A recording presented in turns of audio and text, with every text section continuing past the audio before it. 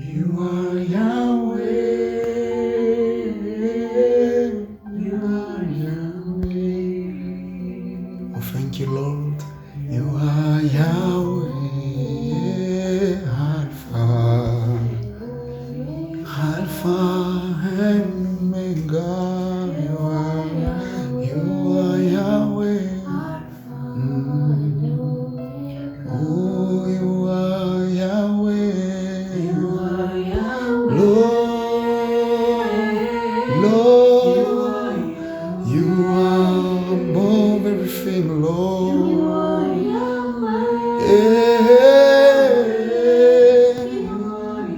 Yahweh,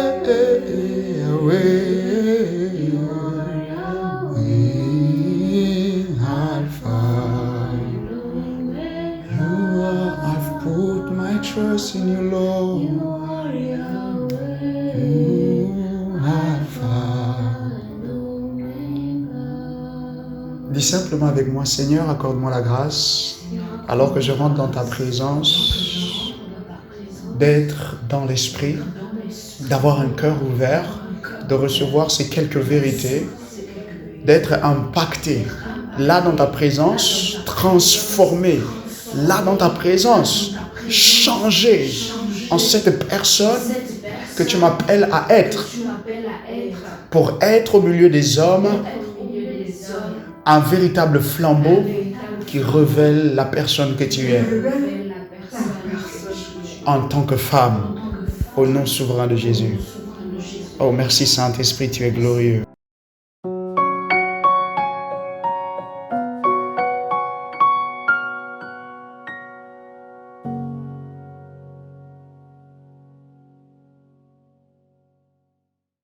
Au nom de Jésus, nous avons prié.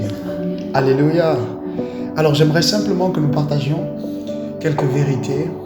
C'est au sujet de l'être féminin. Ça fait beaucoup de temps maintenant. Voilà, ce sont des vérités qui me pèsent lourd.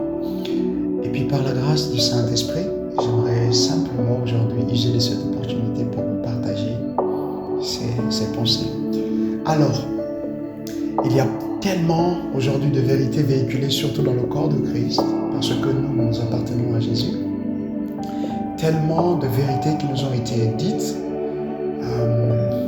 auxquelles on est venu à écouter, et puis on n'a pas cherché à comprendre plus que cela, on est parti avec ça. Et au-delà de la prière, il y a beaucoup de domaines de nos vies en tant qu'être féminin, en tant que femme, beaucoup de domaines de nos vies qui sont restés comme en déséquilibre. Il y a beaucoup de combats qui sont venus facilement. Une femme qui est censée être forte, qui est censée tenir ferme, elle a été tout de suite renversée. Pourquoi cela? Simplement parce que soit la mesure de la vérité qu'on avait entendue, qu'on avait écoutée n'était pas assez pour nous affermir totalement ou encore véritablement, ou encore la vérité qui nous était parvenue à ce moment-là n'était pas du tout une vérité scripturelle. Et en conséquence, le Saint-Esprit n'a pas vérifié cette parole-là, parce que c'est chaque portion vivifiée qui devient notre partage, qui devient notre héritage, qui devient notre lot, qui devient notre quotidien, notre expérience de tous les jours en matière de vie Zoé, en matière de sagesse, en matière d'entendement, en matière de faveur, en matière de grâce. Alléluia. Alors, très rapidement, j'aimerais simplement établir ce fait. Alors, l'être féminin, comme l'être masculin, est un être renfermant 3 dimensions ou 3 niveaux d'expression. D'accord?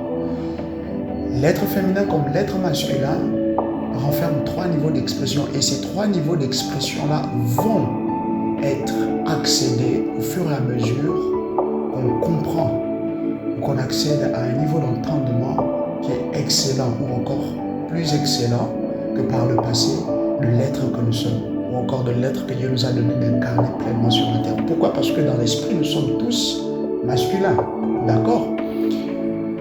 Mais lorsque Dieu engendre l'homme, il décide de donner à l'être qui est purement masculin d'abord une forme masculine. Ensuite, il crée puis forme un autre être auquel il donne un aspect féminin, d'accord?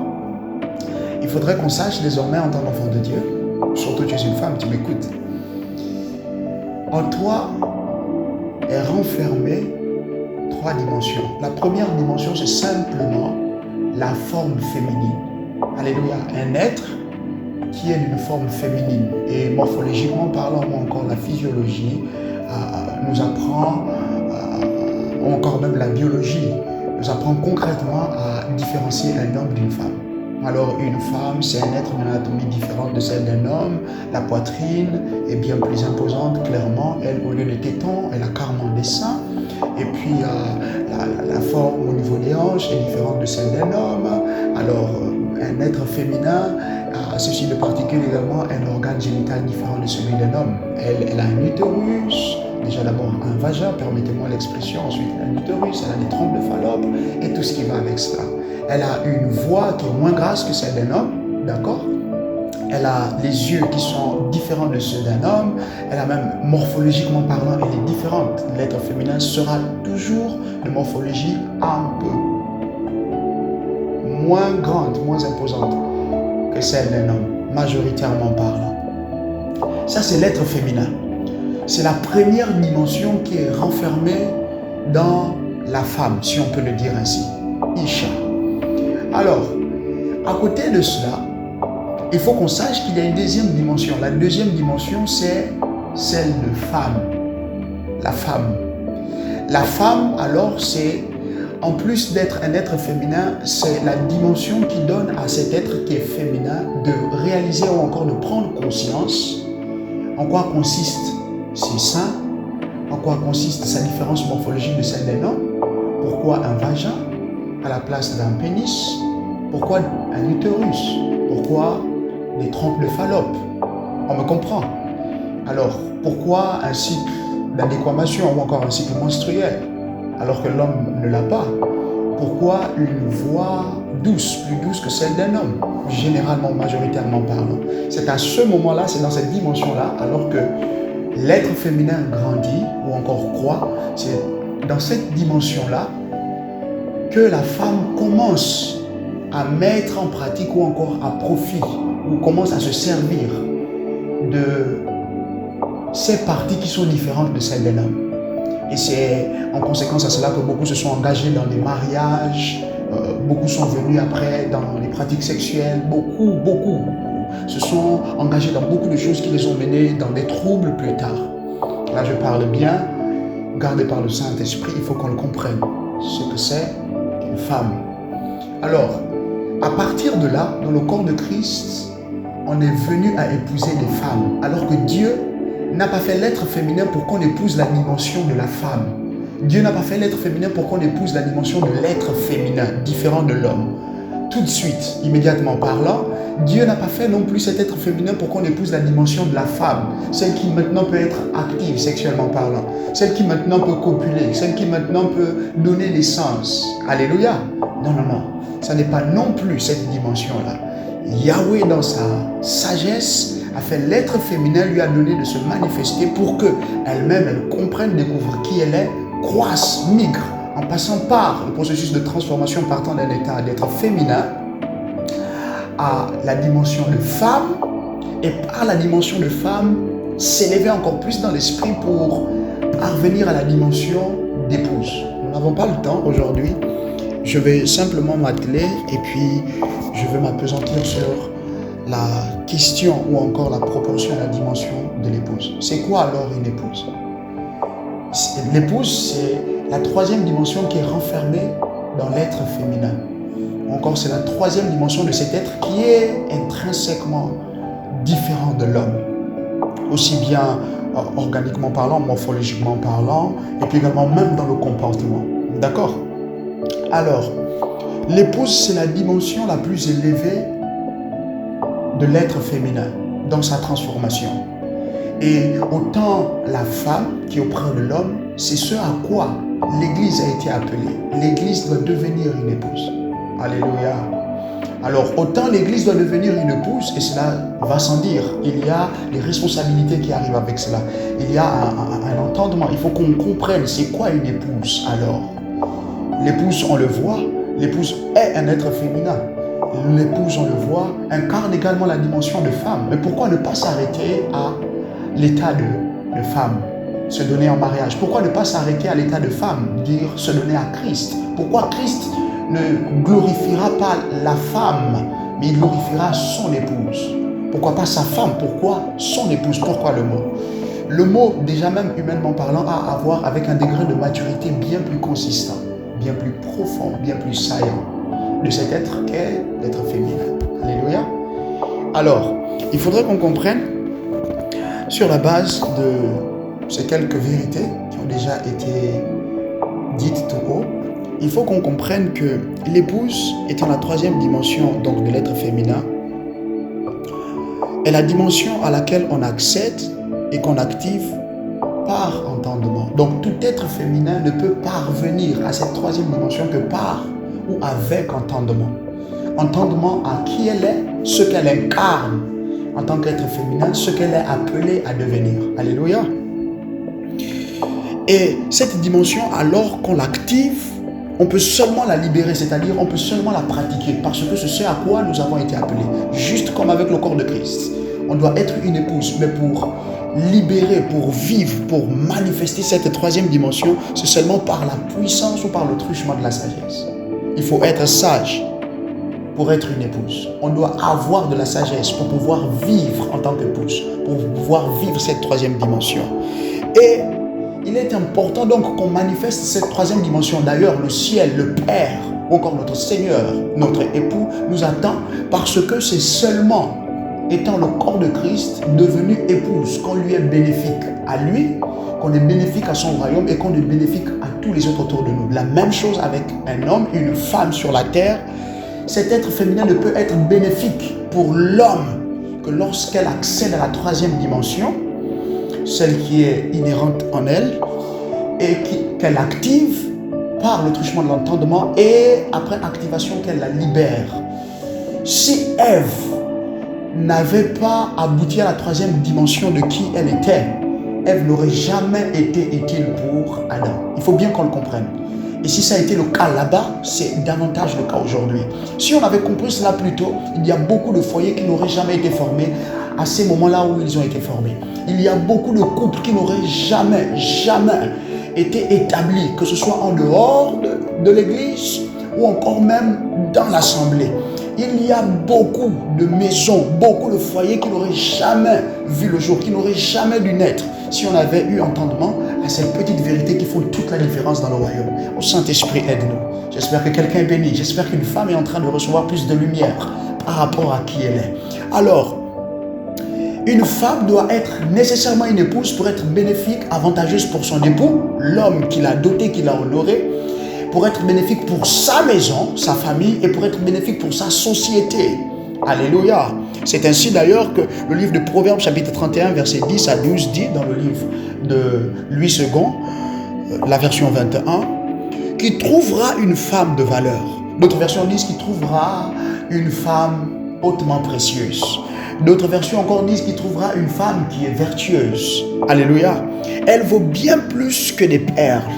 Le cœur de son mari a confiance en elle et c'est tout au bénéfice de celui-ci. Elle lui fait du bien et non du mal tous les jours de sa vie. La transcription originale dit concrètement qu'il trouvera une épouse. Alléluia. Pendant que d'autres disent qu'il trouvera une femme. C'est qu'il trouvera une épouse. C'est l'être féminin qui a maturé, qui a grandi avec beaucoup d'entendement et de sagesse jusqu'à ce point, ce seuil culminant de sa personne. Merci Jésus-Christ. Alors si la Bible pose cette question, Dieu interpelle ou attire notre attention aujourd'hui dans le corps de Christ particulièrement. Beaucoup de nos sœurs sont mariées à des hommes, mais elles ne sont pas des épouses. Beaucoup de nos sœurs sont aujourd'hui dans des périodes de fiançailles, mais même dans l'entraînement qu'elles sont en train de subir, soit l'entraînement il est mauvais, il est faussé dès le départ, soit on ne le fait pas de plein cœur, parce qu'il y a des choses qu'on ne voudrait pas laisser tomber, il y a des choses qu'on ne voudrait pas abandonner, il y a des choses qu'on ne voudrait pas déjà laisser de côté, on ne veut pas se séparer d'elles. Et en conséquence, on n'a pas ce degré d'entendement qu'il faudrait pour devenir une épouse. Et une fois qu'on a tapé dans cette dimension, l'activer et ensuite la manifester. À cause de cela, aujourd'hui, Beaucoup de foyers dans le Seigneur souffrent de crises terribles. On n'ose pas en parler à tout. On n'ose même pas parler de cela aujourd'hui dans l'Assemblée des Saints. On n'ose même pas présenter le sujet. Lorsque le couple pastoral, si on peut me permettre de le dire, est en crise, c'est avec beaucoup de honte, beaucoup de mal, même qu'on en vient à en parler avec un collaborateur immédiat. Quand bien même celui-ci craint véritablement le Seigneur, est passionné de Jésus, c'est-à-dire qu'il est lui-même sage, parce que c'est la crainte de l'Éternel qui nous instruit jusque dans la sagesse. Non, c'est avec beaucoup de crainte, c'est avec beaucoup de retenue, c'est avec beaucoup de recul. Pourquoi? Parce que les choses qui sont censées émaner de l'épouse, on ne les vit pas. Sinon, très peu expérimentent cela dans leur foyer. Très peu d'hommes expérimentent ce qui vient avec une épouse. La responsabilité ou encore les caractéristiques d'une épouse. Alléluia. Et c'est ce sur quoi nous nous appesantisserons aujourd'hui. Simplement une épouse. Ça vous intéresse? C'est quoi alors la caractéristique d'une épouse? Merci Jésus-Christ. Première caractéristique d'une épouse, très rapidement, il faut que nous sachions qu'une épouse, un être féminin qui désormais est appelé une épouse, doit avoir ceci de particulier comme première caractéristique. Elle craint authentiquement le Seigneur. Elle craint véritablement le Seigneur. C'est vrai, on l'a toujours dit. On l'a toujours dit, non, si c'est la volonté de Dieu pour moi, il n'y a pas de problème. Si c'est Elsa que le Seigneur a prévu pour moi, je vais suivre simplement la volonté de Dieu. Mais le frère même qui parle n'a pas entendement, n'a pas plus que sa compréhension au sujet de la volonté de Dieu pour lui, pour ce qui est du mariage, pour ce qui est du foyer. Pareil pour la sœur. Mais ici, parlons des sœurs. Et j'espère que les sœurs qui m'écoutent et qui m'écouteront seront bénies au travers de ceci. C'est simplement pour aider à recadrer les choses. C'est simplement pour aider à revenir au départ, non pas dans une perspective de culpabilité, de faute, non, mais c'est plus dans une perspective d'amour suscitant l'humilité dans nos cœurs, demander pardon et puis se dire que le Saint-Esprit peut m'aider à changer les choses, changer le cours des choses. Alléluia. Et je prie qu'alors que tu m'écoutes, cette grâce vienne sur toi. La grâce pour capituler au Saint-Esprit, la grâce pour t'ouvrir, la grâce pour simplement demander pardon au Saint-Esprit, demander pardon à ton époux, demander pardon à ta famille parce que tu veux recommencer cette fois-ci bien faire les choses. Première des caractéristiques, un être féminin qui est passé par la dimension de femme et qui maintenant a migré jusqu'à devenir une épouse. Première des caractéristiques, elle craint l'Éternel. Alléluia. Proverbe chapitre 15, verset 33 déclare ceci. La crainte de l'Éternel enseigne la sagesse. J'aime beaucoup comment Luc 2:21 le dit. La sagesse et l'humilité précèdent la gloire. Non seulement à l'homme, mais surtout à la femme. La crainte de l'Éternel enseigne la sagesse. Nous pourrons même dire qu'une femme qui craint l'Éternel, une des choses qui se manifeste, c'est la sagesse de Dieu. La sagesse authentique, la sagesse céleste, qui n'a rien à voir avec l'âge, rien à voir avec le sexe, rien à voir avec le rang social, rien à voir avec le poste ou encore le siège que cette femme-là occupe là-bas dans la société. Alléluia. Donc en conséquence, la femme qui est devenue une épouse, malheureusement, beaucoup de mes frères, beaucoup de nos aînés dans le Seigneur, beaucoup de nos frères épouseront seulement des femmes. Mais on n'épouse pas une femme, on épouse une épouse. D'où d'ailleurs le verbe épouser. Alléluia. Épouser.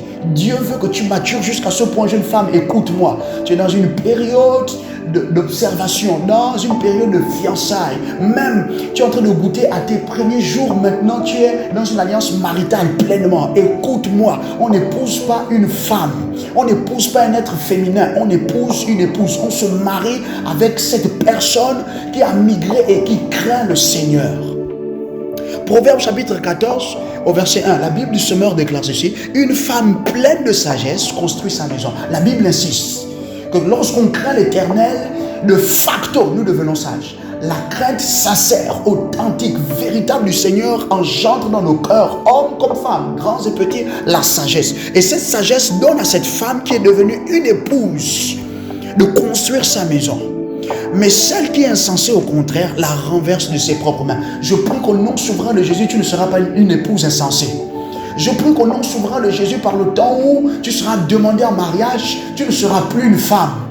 Tu ne seras plus un être féminin seulement, tu seras devenu une épouse. au nom souverain de Jésus-Christ. Et si tu as été une femme insensée jusqu'à maintenant, par la grâce de l'Éternel, reçois la grâce de Dieu qui va œuvrer dans ton cœur. Reçois la grâce pour t'humilier volontairement afin de laisser le Saint-Esprit œuvrer en toi et faire de toi une épouse. Ton époux a besoin d'une épouse. Ta maison a besoin d'une épouse. Tes enfants ont besoin d'une épouse pour leur père. Ta société a besoin d'une épouse à son époux. Et c'est en conséquence cette femme-là qui peut seulement être utile. Alléluia. Et en conséquence alors, pratiquement, concrètement parlant, comment faire pour savoir que cette femme-là alors craint le Seigneur? Véritablement. Comment faire pour savoir que cette femme-là craint l'Éternel, craint Yahweh, notre Dieu? Pratiquement, cette femme-là est un agent de vie. Cette femme-là est un agent de vie. Nous savons tous ce que Proverbe chapitre 18, verset 21 déclare. La vie et la mort sont au pouvoir de la langue. Est-ce que cette femme-là qui a été épousée, lorsqu'elle prend la parole, que ce soit en public ou en privé, avec son époux, si son époux devait témoigner maintenant, est-ce que c'est quelqu'un qui a tendance à engendrer plus de vie au sein de son foyer, plus de vie au sein de son couple, plus de vie au sein de sa famille? Est-ce qu'elle a tendance à encourager? Est-ce qu'elle a tendance à bénir? Ou bien c'est quelqu'un qui se laisse simplement aller à la frustration à tout va et qui est en train de maudire, qui est toujours en train de vociférer, qui est toujours en train de bouder, qui est toujours en train de résister, qui est toujours récalcitrante? Alléluia. Elle est agent de vie. Partout cette femme apparaît, il y a la vie de Yahweh qui émane d'elle. La vie de Yahweh possède tout ce qu'elle fait. La vie de Yahweh engendre concrètement tout ce sur quoi ou dans quoi elle parle. Alléluia. C'est la première caractéristique. C'est une femme qui se comporte d'une certaine manière. Elle engendre la vie. Elle engendre au courage. Elle engendre à la motivation. Elle engendre au bien-être intérieurement, jusque celui qui est extérieur. Non seulement pour son époux, mais aussi pour sa maison. Alléluia. J'espère que quelqu'un est béni. Et j'espère que l'entendement de quelqu'un est en train de migrer. Merci Saint-Esprit. Deuxième qualité, pratiquement, savoir que cette femme-là craint l'Éternel et qu'en conséquence, elle est une épouse. C'est une épouse maintenant qu'on peut épouser, qu'on doit en effet épouser. Parce que c'est seulement à ce moment-là, je l'avais déjà dit plus tôt, qu'on est bénéfique pour notre époux, pour notre famille, le foyer et pour notre société. Tu es cette femme-là. Oh, je vois une femme en train d'être élevée dans l'esprit. Tu es cette femme-là. Tu es en train de le devenir. Revêt la grâce pour tarder à l'école de l'esprit, dans ta transformation et ta construction pour devenir une épouse. Tu ne t'arrêteras pas mi-chemin. Tu deviendras une épouse. On épousera une épouse. Tu seras une épouse lorsque ton père, ta mère te donneront en mariage. Au nom souverain de Jésus-Christ et conformément à Jésus, vis-à-vis de Christ, tu es une épouse convenable pour Jésus. Et en même temps, tu es une épouse convenable pour ton époux. Tu deviens une épouse convenable pour ton époux. Tu seras une épouse convenable pour ton époux. Merci Saint-Esprit. Deuxième caractéristique, c'est une femme qui a un cœur de servante. Une femme qui craint véritablement Yahweh est une femme qui a un cœur de servante. Alléluia. C'est une femme qui a un cœur de servante. Elle est prompte à servir. Elle est disposée à servir. Elle ne fait pas tant dans le choix. Il n'y a pas de distinction avec elle. Elle a un cœur prompt à servir. Elle veut se mettre au service de manière prompte, sans que l'époux ne le lui demande. Elle sait que c'est son rôle aussi, servir. Servir Yahweh, servir Jésus-Christ de connivence avec son époux. Et en conséquence à cela, servir les attentes, les intentions, les besoins de son époux, servir les besoins de sa maison, servir les besoins de sa communauté. Ça, c'est une épouse. Alléluia. Et dernièrement parlant, c'est une femme qui est soumise. Une femme qui craint véritablement Yahweh est une femme qui est soumise. Elle est volontairement, elle est désireusement soumise à son époux. Parce que c'est une femme qui a compris qu'en temps normal, je dois lui être soumis, comme lui il est soumis à Jésus-Christ notre Seigneur. C'est bien dommage. Aujourd'hui, il y a très peu d'enseignements ou en très peu d'endroits dans le corps de Christ où on enseigne l'humilité pour tous. L'époux doit être humble, lui-même aussi il doit être soumis, l'épouse doit être humble et elle doit être soumise. C'est parce qu'on a manqué de comprendre cela véritablement qu'on est passé à côté. Aujourd'hui, dans beaucoup de foyers, c'est la bagarre. L'époux impose littéralement à son épouse de lui être soumise. Alors que la soumission, ça n'a rien à voir avec un comportement, vouloir t'imposer ou te dicter ma volonté. Non, la soumission vient ou provient de notre degré de compréhension de mon amour à Jésus. Si j'aime Jésus, si je suis fondamentalement amoureux, passionné de Jésus, que je sois un homme, que je sois une femme, que je sois le fils d'un homme et d'une femme, je serai volontairement soumis à ceci. Volontairement soumis à ceci avec regard et respect à Jésus. Alléluia. La Bible déclare que il n'a pas regardé à qui il était, n'est-ce pas, de son égalité avec Dieu, mais il s'est dépouillé volontairement. Si Philippiens chapitre 2 à partir du verset 9 le dit, en réalité, donc la soumission provient de cet acte, de se dépouiller volontairement, de ce qu'on sait être nous, de ce qu'on sait être à nous, de ce qu'on connaît comme notre legs, notre héritage, de ce qu'on sait transporter, ou encore de ce dont on a pleine conscience au sujet de nous. Alléluia. Et en conséquence, cette femme-là qui craint Yahweh est soumise à son époux. Et par quoi voit-on une soumission à son époux? Ce n'est pas tant de faire tout ce que le mari demande. Non, non, non. Une épouse ne fait pas tant tout ce que son époux lui demande pour prouver qu'elle est soumise à ce dernier. Non. Une épouse qui est soumise l'est je l'avais déjà dit, avec respect et compréhension de ce que Jésus est, de ce que Jésus désire. Et au fur et à mesure que son épouse et qui a accès à cette compréhension, voit son époux lui-même devenir toujours plus humble dans la vie, toujours plus soumis à Jésus, l'autorité qui est établie au-dessus de lui, alors la soumission devient comme un fil conducteur qui a commencé depuis avec Christ, qui va impacter son époux qui est sa tête et qui en conséquence va l'influencer, va l'inciter. Et celle-ci également deviendra une épouse soumise. Alléluia. Merci Jésus, j'espère que quelqu'un est béni. Merci Saint-Esprit. Deuxième caractéristique d'une épouse. Une épouse. Une épouse est une personne aimante. Deuxième caractéristique d'une épouse. Nous avons fini avec la première caractéristique. Maintenant, c'est la deuxième caractéristique. Et je prends mon temps également pour t'expliciter pratiquement ou encore concrètement ce par quoi, ou le comportement d'une femme qui nous donne de déceler, peu importe son âge, que celle-ci est mûre assez, elle est mature assez pour être maintenant appelée épouse de quelqu'un. Alléluia. Merci Jésus. Donc, deuxième point, une épouse est une personne aimante. Une personne aimante dont le cœur est plein d'amour, chargé d'amour. Elle est aimante à tous égards, sans regarder à la couleur de peau, si on permet de le dire, sans regarder aux origines des gens en face d'elle. Une épouse est une femme qui est pleine d'amour. Pleine d'amour. Alléluia. Tite chapitre 2, verset 1er jusqu'au verset 5. La Bible du Semeur déclare ceci. Toi, au contraire, c'est l'apôtre Tite, parle selon ce qui est conforme à l'enseignement saint. Dis aux hommes âgés de faire preuve de modération, être respectables, réfléchir et d'exercer une sainte pratique de la foi, de l'amour et de la persévérance. Ça commence avec les hommes. L'amour commence avec les hommes. En effet, nous avons tous appris cela, que l'homme est le Ish, l'homme est la source. Abba, l'homme est Abba. Il est donc la source de la femme. L'homme étant la source de la femme, l'homme doit être la source de toutes ces choses que l'on doit trouver dans la femme. Alléluia. Parce que malheureusement, la traduction française de cela n'est pas celle que j'aime.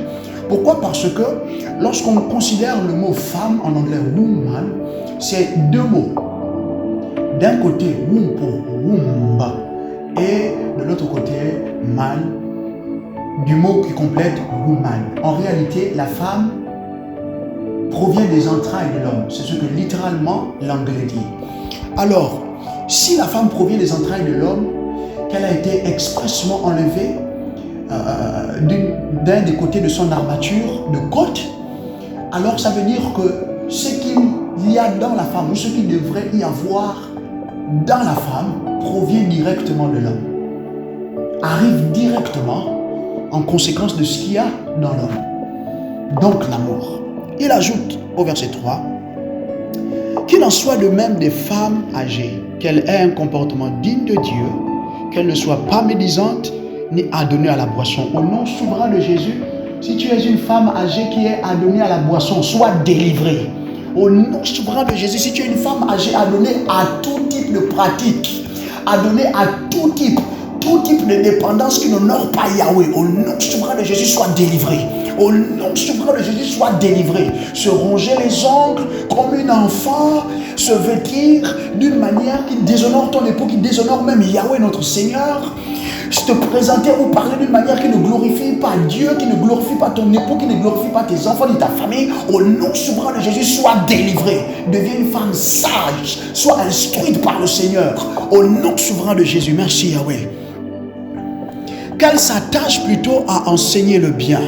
Verset 4, qu'elles apprennent aux jeunes femmes. Voilà, les femmes âgées doivent apprendre aux jeunes femmes à aimer leurs maris et leurs enfants. La femme qui craint véritablement l'Éternel, qui est devenue une épouse, deuxième caractéristique, deuxième chose qui la définit, elle est aimante. Et elle aime son époux, elle aime ses enfants. Alléluia! À agir de manière réfléchie et pure. Elle agit de façon réfléchie et pure. Une femme n'agit pas de façon réfléchie et pure. Non, ça prend une épouse. Ça prend une épouse pour combiner toutes ces qualités ensemble. Et donner en conséquence à l'époux d'en tirer du profit et du bénéfice, à sa maison comme à sa communauté. Merci Jésus, merci Saint-Esprit. À assumer leurs tâches domestiques, à faire preuve de bonté et à être soumises à leur mari. Voici le mot soumission qui revient encore. À être soumises à leur mari. Ainsi la parole de Dieu ne sera pas discréditée. Je prie que la parole de Dieu qui t'a longtemps été prêchée, la parole de Dieu à laquelle tu as cru, à compter de ce jour, ne sera plus jamais discréditée. Plus jamais discrédité au nom souverain de Jésus-Christ. Entre ton époux qui n'est pas encore gagné à Christ et toi, la parole de Dieu retrouve son plein potentiel, retrouve toute sa puissance. Au nom souverain de Jésus, sois affermi dans l'amour pour ton époux et tes enfants. Sois affermi dans des dispositions pures. Sois affermi dans des manières réfléchies. Sois affermi dans le désir et la capacité d'assumer pleinement tes tâches et ton rôle domestique au nom souverain de Jésus-Christ. Alors pratiquement, à quoi reconnaître une femme aimante? Comment savons-nous que cette femme est aimante? Première qualité, c'est une femme qui est digne. Elle est digne de confiance. Alléluia. On sait qu'une femme est aimante lorsque c'est une personne digne de confiance. Et vous savez, en tant qu'enfant de Dieu, il y a au fur et à mesure que nous pratiquons Jésus, cette capacité qu'a la vie Zoé d'influencer, d'impacter ceux qui nous environnent immédiatement parlant. Peut-être pour une personne qui est nouvelle à nous, ce ne sera pas déjà le cas, indépendamment des dynamiques de l'esprit que nous avons embrassées jusqu'à ce moment-là. Mais pour des gens qui sont proches de nous, qui sont habitués à nous, à notre présence, il y a cette capacité de l'esprit qui émane de nous et qui contraint littéralement les gens qui nous environnent d'avoir confiance en nous. Quand on est une femme qui est devenue une épouse qui est aimante, parce que c'est la deuxième caractéristique qui te définit. Tu es digne de confiance. Elle est digne de confiance, non seulement dans le secret avec son époux, digne de confiance vis-à-vis de ses enfants, digne de confiance jusqu'au plus loin. Alléluia. C'est une personne de laquelle émane cette capacité à contraindre les personnes qui viennent de la rencontrer au supermarché, dans le transport en commun, à la place publique, dans une file d'attente. Tout de suite, la personne est mise en confiance et elle commence à lui confier des choses qui ont trait à sa vie maritale, sa vie professionnelle, sa pratique spirituelle, bref, tout cela. Je prie que si tu es une personne qui n'avait pas encore expérimenté cela, par la main de Dieu qui vient sur toi et qui te donne d'être élevé, jouis aujourd'hui de ce bénéfice. Jouis aujourd'hui de la capacité d'être aimante. Un cœur qui aime et décide d'aimer ton prochain au nom souverain de Jésus, sans réserve ni mesure. Sans réserve ni mesure, afin de devenir une femme digne de confiance. Digne de confiance, son mari n'a pas peur. Son mari lui confie tout. Son mari lui ouvre tout son cœur. Il parle avec elle de cœur à cœur. Alléluia. Et je prie que tu seras cette femme. Oh, toi qui m'écoutes, je prie que tu seras cette épouse. Au nom souverain de Jésus. Deuxième caractéristique. Pratiquement, savoir qu'une femme est une personne aimante. Elle est douce et elle est tendre. C'est une personne douce et tendre. Elle est douce et tendre. On peut même ajouter, elle est aimable. Elle est douce et tendre. C'est l'amour rempli dans un cœur qui donne à une personne, homme comme femme, mais ici principalement à une femme, d'être à la fois douce et d'être tendre. Ce sont toutes ces choses qui poussent davantage les gens qui côtoient ton époux, les gens qui côtoient ta maison, les gens qui côtoient tes enfants au quartier, à se rapprocher de toi, à venir à toi, parce que tu es une personne douce. Tu as des mains douces, tes paroles sont douces, elles sont tendres, elles sont prévenantes, elles bénissent, elles font du bien. Alléluia quelqu'un. Je prie que la grâce de Dieu pour devenir une personne douce et tendre atterrisse sur toi. Bénisse ta tête, bénisse ta vie, bénisse ta tête par la vertu du Saint-Esprit au nom souverain de Jésus. Très rapidement, une femme aimante ou une épouse qui est aimante, une personne aimante, nous le reconnaissons au fait qu'elle est ou demeure fidèle. Une personne aimante demeure fidèle, elle reste fidèle, peu importe ce qui peut se passer. Ce n'est pas nous, on a commencé la période de fiançailles, après finalement, le frère a perdu l'emploi, finalement, son papa est mort, finalement, il a été déshérité. Bon, moi, je vais tourner le dos, je m'en vais. Non, non. À peine 2 ans de mariage, maintenant les choses commencent à battre de l'aile, pas parce qu'il est mauvais ou que tu es mauvaise, non, en tant qu'épouse, mais parce que Satan a décidé de s'en prendre à votre foyer, parce que votre foyer renferme en lui, ou encore votre foyer est le socle, la plateforme au travers de laquelle Dieu va particulièrement bénir votre génération, particulièrement bénir votre communauté. Donc 2 ans à peine, vous vous êtes mis en alliance maritale, Satan vous attaque de toutes parts. Satan vous combat le jour, la nuit. Ça n'est pas parce qu'il est forcément mauvais, ni parce qu'elle est forcément mauvaise, mais à cause du fait que votre foyer, votre couple renferme en lui des mystères célestes que toi ou ton époux, vous n'avez pas encore compris. Mais ma main levée vers le ciel, je demande une intervention divine en ta faveur.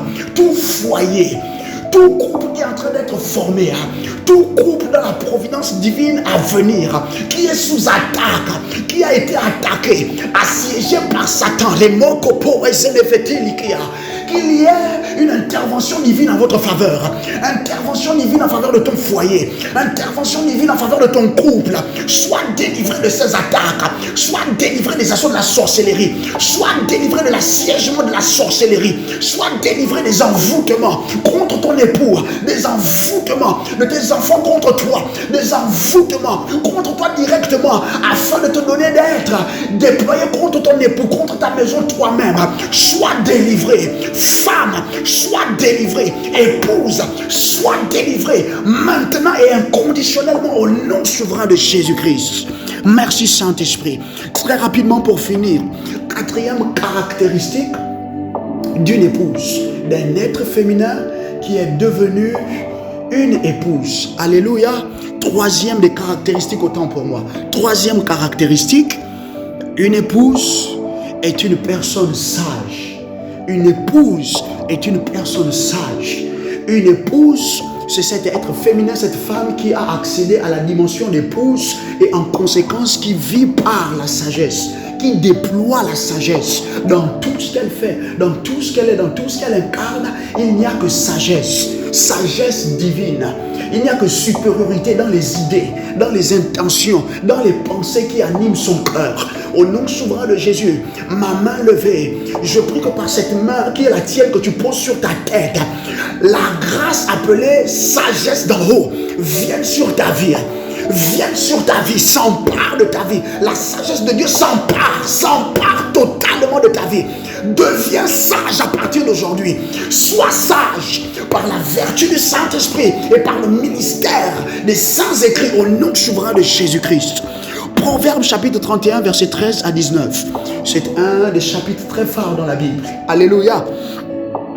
La Bible déclare, à partir du verset 13 jusqu'à 19, nous lisons, Louis II 21, elle se procure de la laine et du lin et travaille d'une main joyeuse. À partir d'aujourd'hui, que tout ce que tu as à ta disposition, petit ou grand, petit, moyen ou moyen exorbitant, au nom souverain de Jésus, travaille d'une main joyeuse. Travaille d'une main joyeuse. ces petits sous que ton époux te donne, même toi, à qui ton époux ne donne plus ou ne donne pas, n'a jamais donné, tout ce que, à partir de ce moment, et désormais, le Saint-Esprit te donne de toucher, travaille avec ta main de façon joyeuse, travaille avec un cœur sincère et authentique, au nom souverain de Jésus, et récolte en conséquence les fruits de ton labeur. Verset 14 déclare, pareil à un navire marchand, elle rapporte ses provisions de loin. Une femme sage travaille de ses mains de façon joyeuse. Et en conséquence, elle est comme un navire qui vogue ça et là de par les mers, les océans. À partir d'aujourd'hui, devient cette femme. À partir d'aujourd'hui, devient cette femme qui ne prendra plus ses pieds pour aller simplement ça et là au quartier, passer les heures à raconter, même à mettre sa bouche dans des choses qui ne concernent pas la personne qu'elle est. Au nom souverain de Jésus, prends tes pieds, va jusqu'au plus loin, emmène là-bas ta provision. Reviens de très loin jusque chez toi, apporte ta provision. Au nom souverain de Jésus-Christ. Elle se lève alors qu'il fait encore nuit et elle donne la nourriture à sa famille et ses ordres à ses servantes. C'est une femme qui prend le dessus quant aux heures de la journée, qui prend le dessus quant aux heures qui nous sont allouées quotidiennement, chaque jour. C'est une femme qui laisse ses ordres à ses servantes très tôt au petit matin. C'est une femme qui apprête à manger pour son époux. Toi là, parce que maintenant tu as l'emploi, parce que maintenant tu travailles, parce que maintenant tu es devenu secrétaire principal d'un DG quelque part là-bas, tu ne peux plus faire à manger à ton époux par toi-même. Arrête! Arrête! La Bible est claire, la parole de Dieu est à jamais établie dans les cieux. Arrête! Sois sage, sois sage. Demande la grâce à Dieu de te redonner, d'être cette femme simple, douce que tu étais au départ. Tu faisais à manger avec joie, à manger avec amour à ton époux. Et pour toi qui le faisais, qui l'a toujours fait, par la grâce de l'Éternel, sois affermi en cela. Par la grâce de l'Éternel, sois enfermé en cela, parce que ce sont là les œuvres de la sagesse d'en haut. Verset 16 déclare, elle pense à un champ et elle l'achète. C'est une femme qui est mêlée, drainée dans les affaires. Tu diras peut-être, non, moi je n'ai pas la fibre des affaires. Non, je ne sens pas cette onction. La sagesse de Dieu que tu viens de recevoir, désormais active cette capacité en toi. Désormais active la capacité de voir dans une situation, dans un événement, une opportunité d'affaires. Une opportunité d'affaires que tu sauras saisir par le Saint-Esprit. Reçois cette grâce. Manifeste-la à compter de ce jour et désormais au nom souverain de Jésus-Christ. Avec le fruit de son travail, elle plante une vigne. Non seulement elle est engagée dans les affaires, mais elle a également soin de s'acquérir des terres. Et sur cette terre-là, elle ne va pas simplement les laisser à nu. Elle va planter une vigne. C'est une femme qui pense à la multiplication, qui pense à la capacité de fructifier ce qu'on a déjà. Tu te souviens de ce que Jésus disait, Jean chapitre 15. Il dit que si tu as un sarment qui reste attaché, ou encore qui reste connecté à l'arbre, il dit que non seulement le Père t'émonde, mais il t'émonde pour te donner la capacité de porter encore plus de fruits. Et c'est ce qu'une personne, une femme, une épouse, dans cette troisième caractéristique fait. Elle pense à la capacité de se fructifier. Elle pense à la capacité de se multiplier. Au nom souverain de Jésus, devient féconde. Au nom souverain de Jésus-Christ, multiplie. Au nom souverain de Jésus, deviens féconde. Que 5 que ton époux t'a donné deviennent 10, deviennent vite 100, deviennent très rapidement 1000. Au nom souverain de Jésus, acquiert des choses par la vertu du Saint-Esprit. Acquiert-les sans même que ton époux n'en soit au courant. Acquiert-les pour le bénéfice de ton époux, pour le bénéfice de ta maison et pour le bénéfice de ta société. Acquiert-les et que ton époux reste celui à qui tu donneras la gouvernance de ces choses par la vertu du Saint-Esprit. C'est vrai, ça n'est pas facile, mais je suis en train de te prêcher l'évangile. Je suis en train de te prêcher la parole de Dieu pour te donner d'être conforme davantage à Christ. Merci Jésus. Avec la force en guise de ceinture, elle affermit ses bras. Que tes bras soient affermis. Elle constate que ce qu'elle gagne est bon. C'est une femme qui voit. Elle peut discerner, la capacité de voir, de reconnaître ce qui est bon de ce qui est mauvais. Sa lampe ne s'était point pendant la nuit. À compter d'aujourd'hui, que Dieu t'accorde la grâce d'avoir une lampe qui brûle. d'avoir une lampe qui brûle, d'avoir une lampe qui reste allumée pendant la nuit. Une lampe qui reste allumée pendant la nuit. Et cette lampe a aussi à voir avec ton degré de compréhension, la maturité de ta mentalité, les pensées que tu nourris, les convictions de ton cœur, toutes ces choses. Je prie que Yahweh te donne la grâce de devenir davantage une épouse, avec une lampe qui reste allumée pendant les heures de la nuit. Elle file elle-même la laine, elle tisse elle-même les habits. Ah mon Dieu, deviens la femme, deviens cette personne qui de connivence avec le Saint-Esprit file, tisse son foyer, file, tisse la vie de son époux, la destinée de son époux, file, tisse la destinée de ses enfants, file, tisse la destinée de ses collaborateurs, file, tisse la destinée de ses petites sœurs, file, tisse la destinée de ses grandes sœurs. Deviens cette épouse, deviens-la au nom souverain de Jésus-Christ. À quoi reconnaître une épouse sage? À quoi reconnaître qu'une épouse est une personne sage? Première qualité, c'est une femme qui prie. Parce qu'elle sait que toute chose que Dieu nous donne, nous y accédons par la vertu de la prière, avec respect à la foi, mais également pour entretenir et pour garder ces choses, c'est par la pratique maintenue de la prière. Je me répète, pour entretenir et garder chaque chose que nous avons reçue de Dieu par les entrailles de la prière et la conjugaison de la foi, c'est par la pratique et le maintien de la prière. Deviens une femme de prière. Deviens une femme de prière. Deviens une femme de prière. Si tu étais déjà une femme de prière, à compter de ce jour, sois affermi dans la prière. Sois affermi dans la prière de sagesse, dans la prière de foi, dans la prière intelligente, dans la prière sage, au nom souverain de Jésus-Christ. Elle est une femme qui prie. Elle est une femme qui prie. Elle a compris que quoi que ce soit que je peux avoir, mon époux n'est pas acquis. Mes enfants ne sont pas acquis. Quoi que ce soit que j'ai, rien de cela n'est acquis. Jésus dans ma vie, ça n'est pas un acquis. En conséquence, pour maintenir et garder ces choses et en jouir encore et encore, inconditionnellement, ça prend la pratique permanente de la prière. Deuxième qualité, c'est une femme engagée et travailleuse. Une femme sage, une épouse sage est une personne, est une femme qui est engagée et elle est travailleuse. Elle est déployée sur beaucoup de champs par la grâce du Saint-Esprit parce qu'elle comprend ce à quoi elle a été appelée. Elle comprend qu'il faut qu'elle conjugue des efforts en connivence avec son époux. Elle comprend qu'il faut que sa communauté soit impactée. Et cela ne passe pas seulement par le désir de toucher des gens. Cela ne passe pas seulement par le désir ou le souhait de voyager. Cela ne passe pas seulement par le désir de voir la famine disparaître de la surface de la terre. Cela ne passe pas seulement par le désir, par exemple, de voir des jeunes gens qui ne sont pas aidés en Minerval, des soins médicaux ou encore des frais scolaires. Non, non, non. C'est une femme qui est engagée. Elle donne son cœur à faire cela et c'est une femme qui est travailleuse.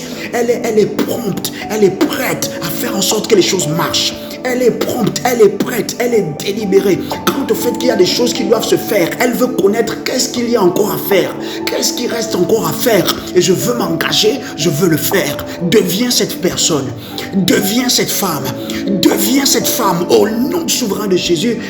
Troisième et dernière qualité, c'est une femme inébranlable. Crie avec moi, alléluia. Tu es une femme inébranlable. Tu deviens une femme inébranlable parce que maintenant tu migres vers cette dimension d'épouse. Et pour toi qui l'as déjà été, tu comprends maintenant ce que Yahweh a toujours attendu de toi et ce que ton époux tout ce temps-ci a recherché, attendait de toi. Elle est une femme inébranlable.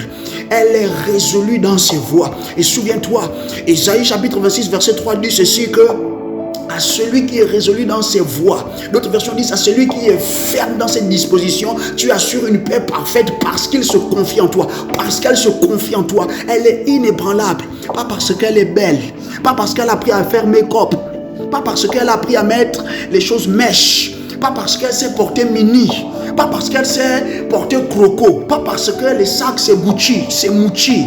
Non, non, non. Elle n'est pas inébranlable à cause de ses connexions dans la vie. Elle n'est pas inébranlable parce que c'est une femme d'affaires seulement. Non, non, non, non. Elle n'est pas inébranlable parce qu'elle sait prier. Non, elle est inébranlable parce qu'elle craint l'Éternel. Elle craint l'Éternel de façon authentique. Et la crainte de l'Éternel engendre en elle la sagesse. Et la sagesse lui donne de se déployer de façon optimale dans la vie, de façon sage, de façon avisée, de façon glorieuse et bénéfique, profitable, à tel point qu'elle jouit de ce qu'on appelle l'affermissement à tous égards. Tu es une femme qui m'a écouté. Tu es une femme qui m'écoutera. Au nom souverain de Jésus, que la grâce que Dieu avait mise de côté pour que Dieu lui-même par son esprit investisse ta vie de cet entendement, et par cet entendement de la lumière, par cette lumière, le degré d'autorité qui doit en venir pour transformer ta vie, que cela impacte ta vie, impacte ta vie, impacte ta vie, transforme ta vie, impacte ta vie.